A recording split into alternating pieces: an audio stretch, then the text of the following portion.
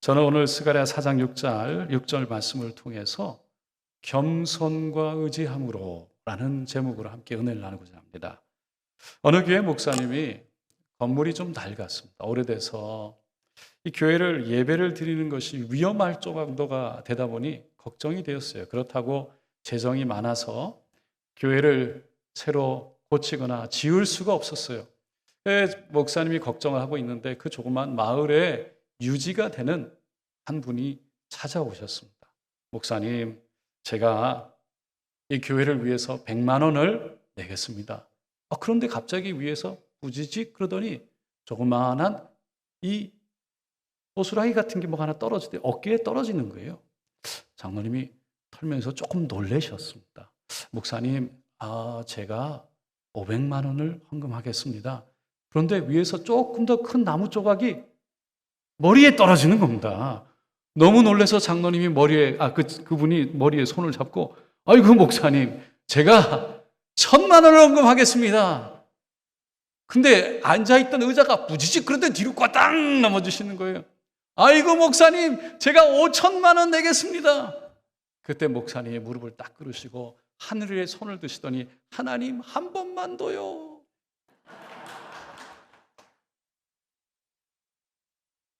제가 이거 참 웃자고 한 이야기지만 이 이야기의 핵심은 결국은 모든 것은 하나님의 손에 있다는 것입니다. 이 세상에 많은 사람들이 자기의 그 인생을 자기의 뜻대로 살아보려고 하죠. 참 노력을 많이 합니다. 그런데 살아보니까 저도 젊을 때는 제가 열심히 하면 되는 줄 알았어요. 그런데 우리가 인생을 살아보니까 내 뜻대로 안 될 때가 있다는 걸 느끼지 않습니까? 참 내 마음대로 안 된다. 그래서 어떻게 그것을 해야 되는지 절감하게 되는 거죠. 저희 교회는 매주 화요일이 되면 교육자들과 함께 모임을 갖습니다.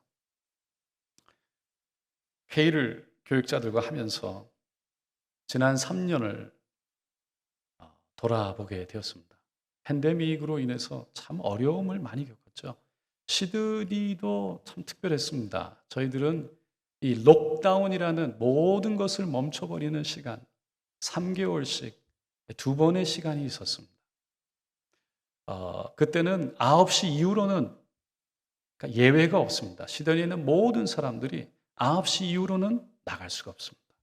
통행금지가 생겼고요. 5km 이상은 나갈 수가 없습니다. 일을 5km 밖으로 가려면 통행증을 받아야 됩니다.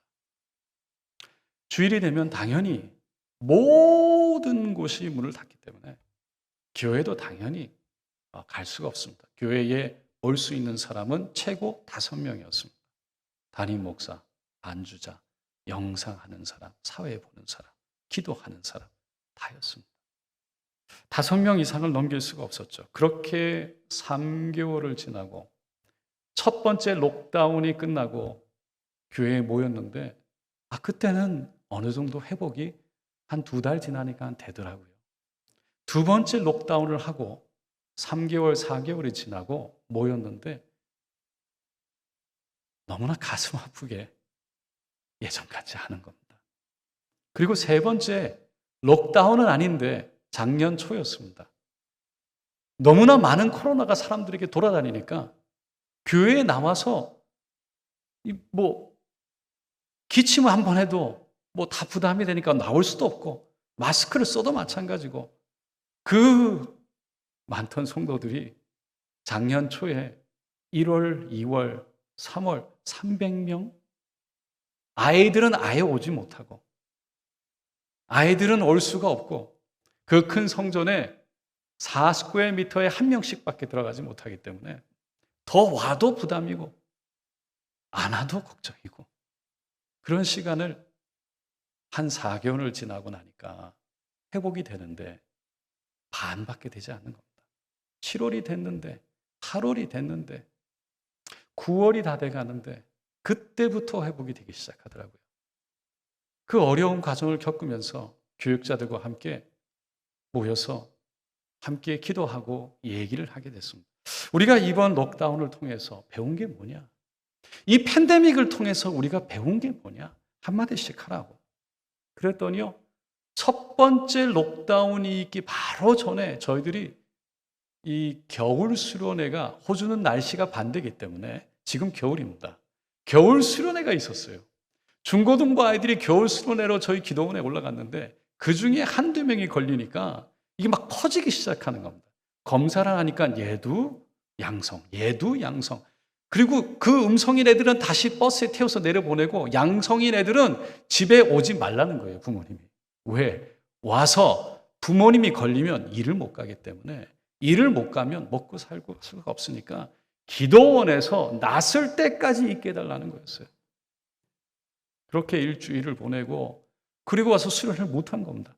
두 번째 록다운이 되기 바로 그 주간에 다 한국에서 티셔츠를 주문해 오고 다 준비해서 모든 준비를 하고 이제 수련회를 간다고 했는데 그날 아침에 주일날 바로 또 코로나가 잠잠하다가 또 나오는 겁니다. 바로 록다운이 걸린 거예요. 그래서 못 가는 거예요. 두 번을 그러고 나니까요, 교육자분들 중에 교회 학교 교육자분들이 이러더라고요. 결국은 아무리 우리가 열심히 준비해도 결국은 인도하시는 분은 하나님이라는 것을 깨달았습니다. 여러분, 이게 수련회뿐만 아니라 우리 인생도 그런 것 같아요. 결국은 아무리 잘 준비하고 열심히 살아도 결국은 우리의 길을 인도하시는 분은 하나님이시라는 거죠. 그것을 성경은 시편 127편 1절에 야훼께서 집을 세우지 아니하시면 세우는 자의 수고가 헛됨. 야훼께서 성을 지키지 아니하시면 파수꾼의 지킴이 헛되도다. 하나님이 하셔야 집도 세워지는 것이고 하나님이 하셔야 성도 지켜진다는 것입니다. 그래서 지혜의 왕이라고 불렸던 솔로몬이 잠언 16장에 이렇게 고백했죠. 사람이 마음으로 자기의 길을 계획할지라도 그의 걸음을 인도하시는 분은 야훼 하나님이시다는 겁니다. 이번 팬데믹을 보고 경험하면서 제가 느낀 것이 그겁니다. 성도님들에게 록다운이 돼서 평일날 교회도 못 가고 집에서 전화하고 메시지 보내고 영상을 찍어서 보내고 이메일을 보내고 위로하고 격려했지만 여러분 2달쯤 지나고 나면요, 그 다음에 뭘 해야 될지 모르겠습니다. 뭐 어떻게 해야 될지 모르겠고 갈 수도 없고 병원에 들어갔다고 신방을 갈 수가 있습니까? 힘들다고 찾아갈 수 있습니까? 가는 것도 오지 말라고 그래요. 뭐 한국에서 여러 군데는 뭐 물건을 갖다 줬다고 그러지만 그리고 그것도 안 되는 거예요. 5km 밖으로 나가는 게 어려우니까. 내가 할 수 있는 것이 없구나. 그러고서 하늘을 보니 하나님이 하셔야 됩니다. 성령님을 의지할 수밖에 없다는 것을 깨달았어요. 성령님 하시옵소서. 오늘 본문을 보면 스가랴 선지자가 이는 힘으로도 되지 않고 능으로도 되지 않고 오직 하나님의 영 성령으로 된다고 외치고 있습니다. 여기서 이는이라는 것은 성전을, 무너졌던 성전을 다시 세우는 겁니다. 그리고 스룹바벨은 우리가 아는 것처럼 이스라엘이 바벨론에 의해서 무너지고 그렇게 정말 참패가 되어졌을 때 그때 많은 사람들이 바벨론으로 포로가 돼서 끌려갔지요. 그리고 70년이 지났어요. 바벨론이 무너지고 그때 페르시아 첫 번째 왕 고레스 왕이 세워지면서 그 고레스 왕이 포로로 잡혔던 이스라엘 백성들을 다시 자기 나라로 예루살렘으로 유대로 사마리아로 돌아가도 좋다라는 칙령을 내렸잖아요. 그때 그 포로 잡혔던 자들을 이끌고 돌아왔던 가장 앞에 첫 번째 돌아왔던 사람이 바로 이 스룹바벨입니다. 남유다의 두 번째 마지막 왕이 여호야긴이었어요. 이 스룹바벨은 여호야긴 왕의 손자입니다. 여호야긴은요 18살 때 남유다의 왕이 되었어요. 하지만 3개월 만에 왕이 된 지 바벨론이 쳐들어와서 포로로 잡아갔어요. 끌어갔어요.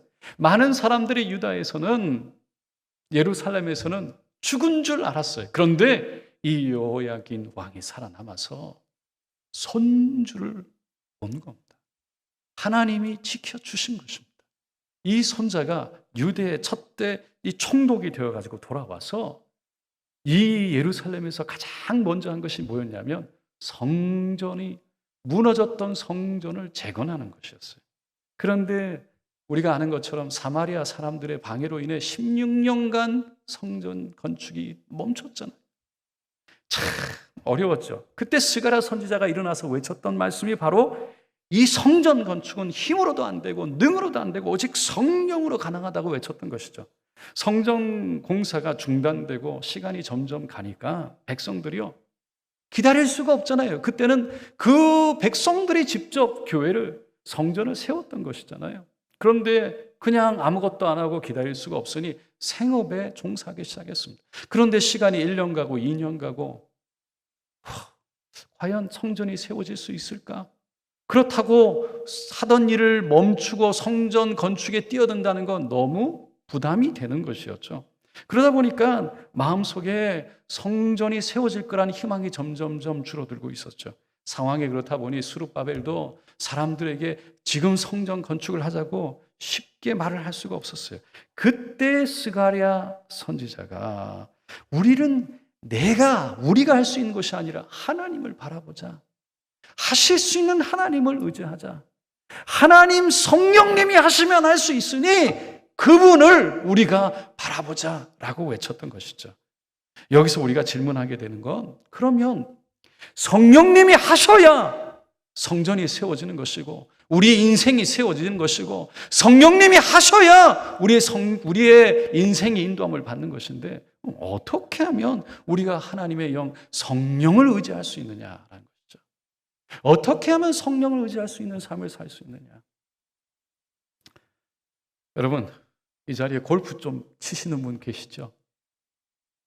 제가 미국에 있을 때 이영훈 담임 목사님과 함께 몇 번 나갔던 적이 있습니다. 시드니에 와서는 젊은 목사가 골프 친다는 얘기가 별로 은혜스럽지 않은 것 같아서 안 나가는데 골프를 치시는 분들과 얘기를 하다 보면 하나같이 동일하게 하시는 말씀이 있어요. 골프를 잘 치는 방법이 있다는 거예요. 그리고 그걸 하기 위해서 3년, 4년, 5년이 걸린다는 거예요. 여러분 뭔지 아세요? 골프를 하는데 가장 힘든 게 힘 빼는 거래요. 맞습니까? 할렐루야. 이 힘을 뺀다는 게 힘들다는 거예요. 왜 힘이 안 빠질까? 여러분, 이게 골프장에 가서는요, 딱딱 때리면 괜찮은데, 진짜 필드에 나와가지고 때리려고 그러면 공이 이리 갔다 저리 갔다 그러는 순간 어떤 마음이 들죠? 잘 보내야 되는데. 사람들과 같이 치면 어떤 마음이 들죠? 잘 쳐야 되는데. 내가 이 폼을 좀 잘 잡아야 되는데. 멋지게 스윙해야 되는데. 이게 자기 개인 욕심이 들어간다는 거예요. 힘이 딱 요거를 내가 잘해야 되는데 라는 내가 해야 되는데 라는 그 욕심이 들어가는 순간 몸에 힘이 딱 들어가는 거예요. 성령님을 의지하는 것도 마찬가지입니다. 내 힘이 빠져야 내 안에 계신 성령님이 역사하기 시작하는 거예요. 내 힘이 빠진다는 건 다른 것이 아닙니다. 내 지혜, 내 욕심, 내 의지, 내 능력이 빠지는 거예요. 그것을 예수님은 뭐라고 그러셨냐면 자기 부인이라고 그랬고요. 사도 바울은 날마다 내가 십자가에 죽노라 자아를 못 박는다라고 설명했습니다. 내가 죽고 성령이 살아야 성령이 내 안에서 역사하기 시작하는 겁니다.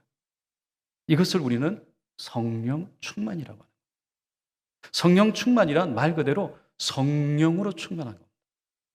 내 안에 성령님의 뜻이 내 뜻보다 커지는 것이고 내 안에 성령님의 능력이 내 능력보다 커지는 것이고 내 안에 성령님의 지혜가 내 지혜보다 커지는 것입니다. 그래서 성령님이 나를 주관하시고 성령님이 나를 붙들어서 인도하시는 것이에요. 그래서 성령님을 따라서 살아가는 거죠. 그 사도 바울이 이걸 너무 잘 알았기 때문에 내가 약할 때 바로 그때 내가 강하다라고 고백한 거예요. 내가 약할 때, 내가 할 수 없을 때 성령님이 역사하시니 내가 할 수 없는 일을 성령님이 해내신다는 것이죠. 그래서 늘 나오는 고백이 하나님, 나는 할 수 없습니다. 저는 약합니다. 제 지혜는 안 됩니다. 성령님이 치유이시고 성령님이 하셔야 됩니다. 성령님이 능력이시고 성령님이 기적이십니다. 주님 붙들어 주시옵소서. 여러분, 우리가 살면서 어떤 어려움이 있고 힘든 것이 있으면 반드시 구해야 됩니다. 왜냐하면 예수님이 구하라, 찾으라, 두드리라 라고 말씀하셨기 때문입니다. 내 이름으로 구하라. 그렇지만 평상시에 우리가 구해야 될 분은, 사모해야 될 분은 바로 주님이시라는 거예요. 성령님이시라는 거예요. 왜냐하면 제가 조금 전에도 말씀드렸지만 바로 예수님이, 성령님이 치유이시고 성령님이, 예수님이 기적이시고 그분이 곧 응답이시기 때문입니다. 성령님이 임하면요, 그분이 치유이기 때문에 치유가 일어나는 거예요. 그분이 기적이기 때문에 기적이 일어나는 거예요. 내가 아니에요. 내 안에 있는 그분이 역사하시는 거예요. 그분이 응답이기 때문에 응답이 나타나는 거예요. 어느 중동의 소교 부자, 그 부자 나라의 왕자가 미국에 방문하게 됐답니다. 그 미국의 큰 호텔에 들어가서 이제 내려서부터 호텔 방까지 가는데 그 벨보이가 와서 그렇게 잘 도와주는 거예요. 친절하게 잘 섬기는 겁니다. 그래서 이 왕자가 이제 떠날 때쯤 돼서 벨보이에게 고마워서 혹시 뭐 갖고 싶은 게 있느냐 물은 거예요. 근데 그 옆에 그 골프 가방이 있었어요. 그래서 그냥 벨보이가 갑자기 물으니까 얼떨결에 네, 골프 클럽이요. 그렇게 얘기를 한 거예요. 근데 그 왕자가 그래 알았다. 그러고 가버리는 겁니다. 아니 섭섭한 거예요. 아니 골프 클럽이라고 그랬는데 왜 이거 안 주고 바로 앞에 있는데 왜 차에 실어주고 잘 가시라고. 그 섭섭한 마음에 그러고 나왔는데 한 2주인가 3주쯤 지났는데 갑자기 편지가 온 거예요. 보니까 그 왕자에게서 온 거예요. 그 뜯어보니까 골프 클럽이 아니라 골프 클럽이 와 있는 겁니다. 클럽. 전체 골프 클럽이라는 건요. 골프 클럽, 그 골프장을요. 골프 클럽이라고 그러거든요. 할렐루야. 골프 클럽 증서가 들어있는 거예요. 여러분, 골프 가방에 집중하지 마시고 하나님 무엇이든지 허락하실 수 있는 하나님을 사모하게 되시기를 축원드립니다. 하나님을 붙잡으면 우리 인생의 주관자요, 우리를 붙드시고 인도하시는 하나님이 우리 안에 들어오시면 하나님이 우리를 붙들어서 역사하시는 줄로 믿습니다.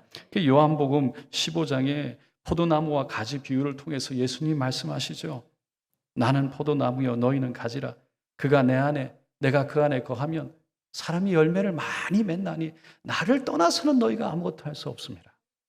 그리고는 그 다음 절 7절에 보면 너희가 내 안에 거하고 내 말이 너희 안에 거하면 무엇이든지 원하는 대로 구하라. 그리하면 이루리라. 그분이 내 안에, 내가 그분 안에, 그분의 뜻이 내 안에, 내 소원이 그분의 소원 안에. 할렐루야. 그분의 뜻은 반드시 하늘에서 이루어진 것 같이 이 땅에서도 이루어질 줄로 믿습니다. 그래서 그분이 내 안에, 내가 그분 안에 있는 것이 성령 충만입니다. 그러면 우리가 다시 질문하게 되는 건, 그러면 우리가 그분 안에 거하려면, 그분 안에 있으려면 어떻게 해야 되느냐예요. 여러 가지가 있겠지만 저는 개인적으로 이걸 생각합니다. 절대 겸손, 절대 의지. 말씀 앞에서, 하나님 앞에서, 성령 앞에서 절대 겸손, 절대 의지하지 않으면 성령님이 우리를 통해서 역사하실 수가 없는 거예요. 예수님이 세리였던 마태에게 찾아오셨죠. 나를 따라오너라. 세리가 그 말씀을 듣고 너무 감사해서 동료 세리들을 불러 모았어요. 그리고 집으로 초청해서 잔치를 베풀었습니다. 많은 사람들 앞에서 이제 내가 예수님을 내가 따라가려고 합니다. 예수님의 제자로 살겠습니다. 선포했어요. 그런데 그 모습을 본 많은 바리새인들이 야 너희 선생은 세리와 죄인들과 함께 잡수시느냐라고 얘기를 하는 거예요. 세리와 죄인들과 어울리는 너 선생, 야 그들과 다를 바 없는 그 사람을 너가 따라가겠다는 거냐라는 뜻이었죠. 근데 예수님이 바리새인들에게 이렇게 말씀하세요. 건강한 자에게는 의사가 쓸데없고 병든 자에게라야 쓸데있느니라. 나는 의인을 부르러 온 것이 아니요 죄인을 부르러 왔느니라. 예수님은 자신이 건강하다, 나 의사 필요 없다라는 사람에게 의사가 필요하지 않은 것처럼, 내가 의인이다, 내가 죄가 없다라고 생각하는 사람에게 그 그리스도가 나의 죄를 대신해서 담당할 예수 그리스도가 필요하다고 생각하지 않는다는 거예요. 예수를 필요하지 않는 사람에게 어떻게 예수님이 다가갈 수 있습니까? 근데 바리새인들은요, 자기가 스스로 의인이라고 생각했잖아요. 자신의 노력으로 율법을 지키고 자신의 노력으로 스스로 의로운 자가 되었다라고, 의롭다고 생각했어요. 그래서 누구의 도움도 필요 없다고 생각했죠. 누구를 의지할 필요도 없었어요. 그 교만이 그들의 눈을 가려서 예수가 이 땅에 그리스도로 왔지만 그리스도를 보지 못한 겁니다. 그 교만이 눈을 가린 거예요. 가난한 마음. 예수님 말씀하셨죠. 마태복음 5장 산상수. 가난한 마음. 그들이 예수를, 그 하나님을 본다고 그랬습니다. 겸손하지 않으면 성령을 의지할 수 없고 성령을 모셔드릴 수 없는 거예요. 사도행전 7장에 보면 이런 말씀이 나오죠. 주께서 이르시되 하늘은 나의 보좌요 땅은 나의 발등상이니 너희가 나를 위하여 무슨 집을 짓겠으며 나의 안식할 처소가 어디냐, 이 모든 것이 다 내 손으로 지은 것이 아니냐 함과 같으니라. 이 말씀은요, 스데반 집사가 설교 내용 중에, 마지막 설교 내용 중에 있는 말씀이에요. 우리 조상들이 하나님 앞에서 교만했다라고 얘기한 거였어요. 다시 말해서 솔로몬과 백성들, 우리 조상들이 하나님의 집 성전을 지었는데 그게 교만했다. 여러분, 하나님을 위해 성전을 지은 것이 잘못된 건가요? 아니죠. 잘한 일이죠. 40년 동안 하나님을 모셨던 그 광야의 그 하나님의 집은 성막이었어요. 먼지가 40년의 광야에서 먼지가 뒤덮인, 걷었다 폈다 하면서 낡아지고 오래된 텐트 성막, 사사시대를 지나면서 사울 왕이 세워지고 다윗 왕이 세워지고 솔로몬 왕 때에 와서 성전이 이제 세워진 거죠. 그 성막을 걷어내고 나무로 돌로 흙으로 지은 멋진 웅장한 성전이 지어진 겁니다. 그리고 하나님의 임재가 그 있는 언약궤를 그 성전 안에, 지성소 안에 모셔드렸어요. 자신들만 가나안 땅에, 이스라엘 땅에 들어와서 그렇게 흙으로 돌로 나무로 집을 짓고 살다가 하나님의 집이라는 것이 그저 성막으로 텐트로 지어 있는 것을 보면서 마음이, 그들은 부끄럽고 미안했을 거예요. 그래서 죄송한 마음에 하나님이 거하는 집도 저희들이 만들기를 원합니다. 성전을 만들기를 원합니다. 이렇게 멋진 성전에 하나님 거하소서. 그런데 그들 마음속에는 하나님, 우리가 하나님을 위해서 이런 성전을 세웠습니다. 이렇게 하나님을 위해 헌신하고 희생했습니다. 우리가 했습니다. 하나님을 위해서. 그게 자만이었고 교만이었다는 거예요. 다시 말해서 자신들이 하나님을 위해서 무엇인가를 특별한 걸 해드린 것처럼, 하나님을 위해서 뭔가 큰 배려나 도움을 드린 것처럼 착각했다는 거예요. 그걸 스데반 집사가 지적한 거죠. 하늘이 나의 보좌고 땅이 나의 발등상인데, 내가 발을 올려놓는 곳인데 너희가 나를 위해 무슨 집을 짓겠다는 거예요. 나의 안식할 처소를 만들겠다는, 그런 교만한 생각은 버려라. 그 교만한 마음 때문에 성령님이 너희 안에 거하지 않는다, 함께하지 못하는 거다라는 것을요, 바로 그 다음 절 51절에 스데반 집사가 이렇게 얘기를 해요. 보이시면 한번 읽어볼까요? 목이 곧고 마음과 귀에 할례를 받지 못한 사람들아, 너희도 너희 조상과 같이 항상 성령을 거스르는도다. 성령을, 교만해서 예수가 이 땅에 오셨는데 보지 못하고 하나님이 말씀하시는데 듣지 못하는 이스라엘 백성들의 착각이었다는 거예요. 자신의 만든 성전 안에 하나님을 가둬둘 수 있다고, 자신들이 그 하나님을 이 성전 안에 모셔놓을 수 있다고 착각했던 거예요. 우리가 만들어 놓은 성전에 하나님 계십시오. 그리고 우리가 필요할 때 나오십시오. 우리가 필요할 때 이렇게 해주십시오. 그래서 블레셋과의 전투 가운데 이스라엘이 마지막 최고 무기, 계속 지다가 하나님의 임재가 있는 언약궤를 들고 가면 이긴다 라고 생각했지만 무참히 무너졌고요. 그 언약궤마저 빼앗겨버리고 말았던 것이죠. 여러분, 우리도 하나님을 따라간다고 내가 하나님을 위해서라고 말은 하는데, 하나님, 내가 교회에 왔습니다. 내가 교회에 기도합니다. 내가 헌신합니다. 내가 이렇게 했습니다. 내가 저렇게 했습니다. 그러니 내 뜻을 들어주세요. 그러니 내 기도 들어주세요. 그러니 내 뜻대로 하게 해주세요. 하나님을, 하나님의 뜻과 하나님과 합한 사람이 되는 것이 아니라 하나님을 내 마음 성전에 만들어 놓고 거기에 가둬서 내가 원하는 대로, 그게 어떻게 보면 하나님 앞에서는 교만이라는 거예요. 하나님이, 성령이 우리를 통해서 일할 수가 없다는 거예요. 왜 내가 주인이 되느냐는 거예요. 성령님이 주인이라고 그러는데, 그분이 주인이라고 그러는데 주인을 주인 되게 하지 못하는 것이 교만이라는 거예요. 요한복음 9장에 날 때부터 맹인이었던 사람이 예수님을 만났는데 예수님이 고쳐주는 장면이 나와요. 그 눈을 뜬 사람이요, 돌아다니니까 사람들이 그걸 보고 몰려오는 겁니다. 바리새인에게 그 맹인을 데리고 가죠. 바리새인들이 어떻게 너가 눈을 뜨게 됐냐고 물으니까 예수라는 사람이 진흙으로 이겨서 눈에 바르고 실로암에 가서 씻으라고 해서 씻었더니 눈을 뜨게 됐다고.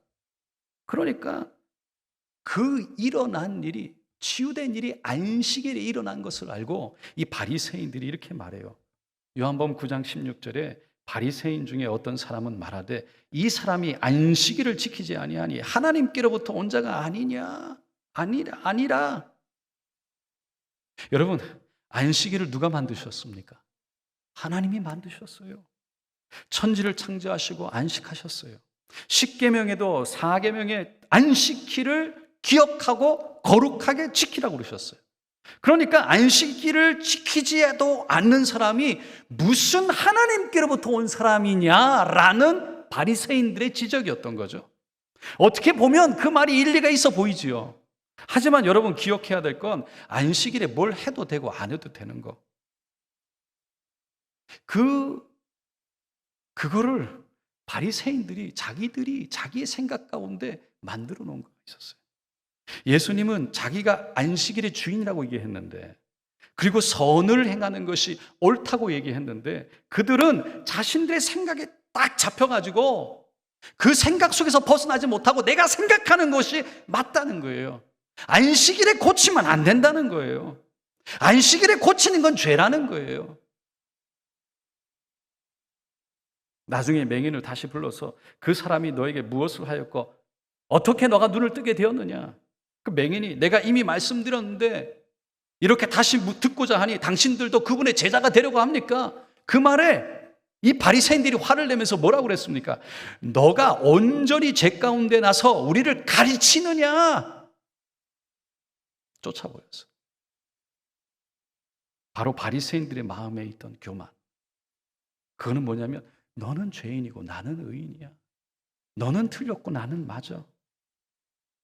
우리는 율법을 지키고 온전한 사람이야. 우리에게는 타이틀이 있고 그리고 행위를 통해서 나는 이렇게 사는 사람이야. 너는 그렇지 않은 사람이 감히 너가 나를 가르치려고 해? 죄 가운데 난 사람이. 이런 바리새인들을 향해서 예수님 뭐라고 그러셨습니까? 외식하는 자들. 왜 외식하는 자들입니까? 그들이 안식일에 죄를 짓지 않는 것이 아닙니다. 마음의 죄를 짓고 이미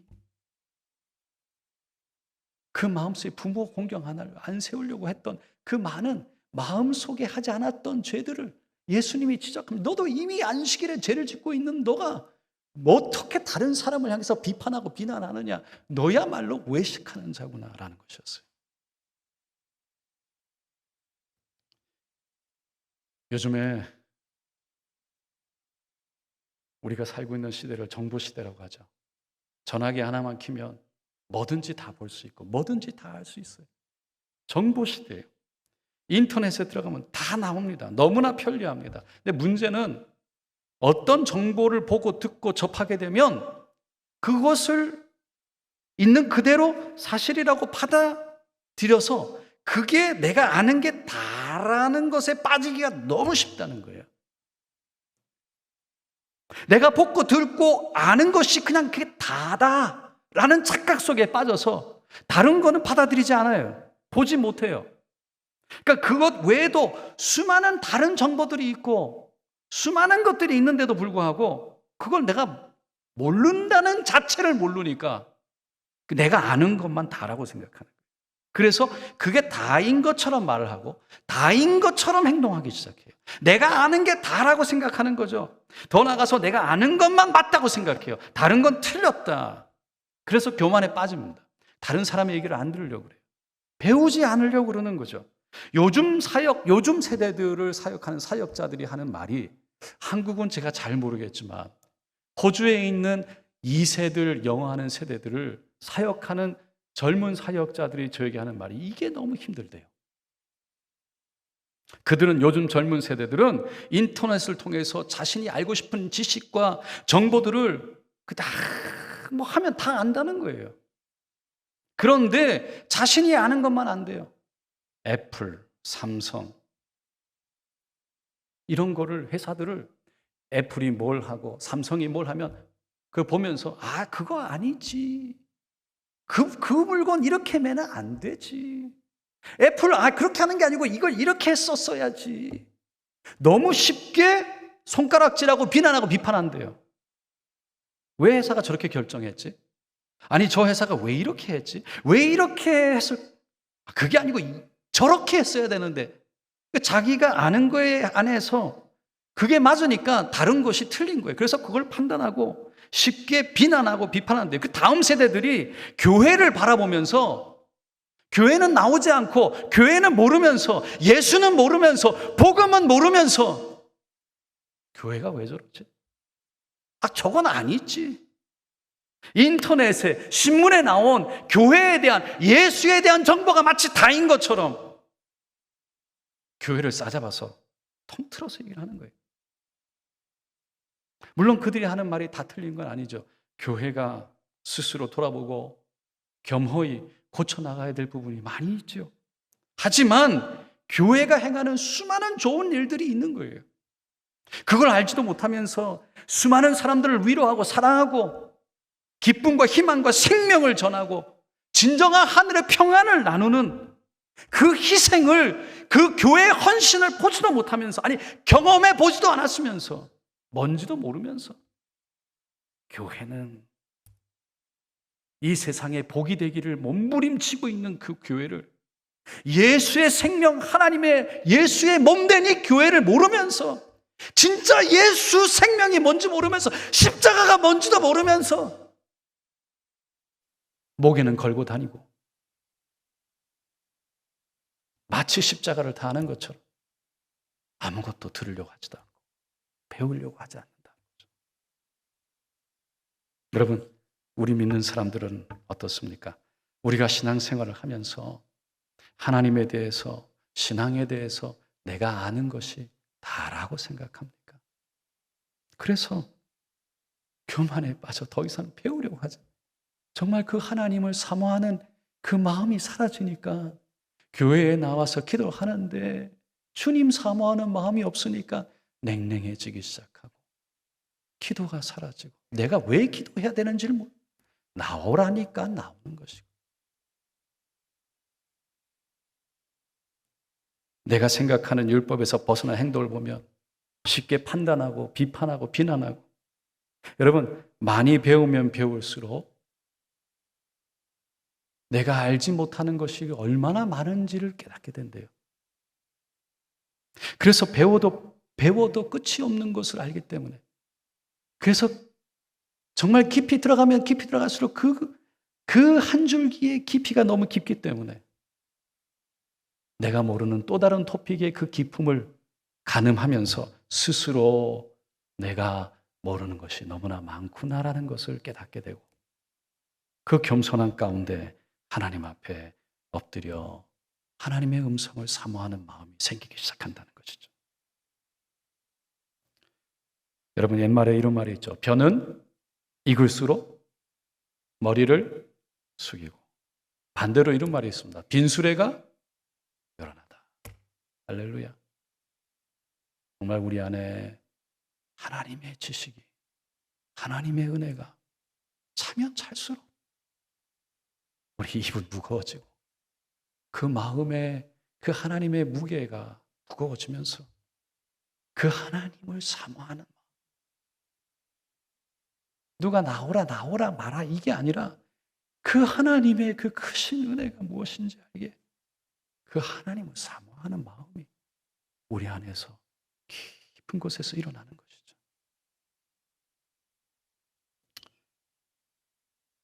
제가 지난 9년 동안 담임 목회를 하면서 깨달은 것 중에 하나가 바로 이겁니다. 내가 할 수 없다는 것. 하나님이 하셔야 된다. 오직 성령님이 하셔야 된다. 근데 그 성령님을 의지하는 방법은 바로 내가 죽고 내 안에 성령이 사셔야 된다는 겁니다. 그러려면 내가 힘이 빠져야 되는 거예요. 그러려면 내가 할렐루야. 사랑하는 성도 여러분, 세상에 4명의 장수가 있답니다. 첫째는 용맹한 용장이 있고, 두 번째는 지혜로운 지장이 있고, 세 번째는 덕이 있는 덕장이 있고, 네 번째는 하늘에 복이 있는 복장이 있다는 거예요. 누가 가장 셀까요? 할렐루야. 복장입니다. 하나님이 도와주시면. 할렐루야. 그걸 믿는 사람이 바로 예수를 믿는 사람 아니겠습니까? 하나님을 믿는 사람 아니겠습니까? 그분은 살아계신 하나님인 줄로 믿습니다. 오늘 이 밤에 그냥 기도하는 것이 아니라 나를 내려놓고 그분을 사모하는 은혜 밤 되시기를 예수님의 이름으로 축원드립니다.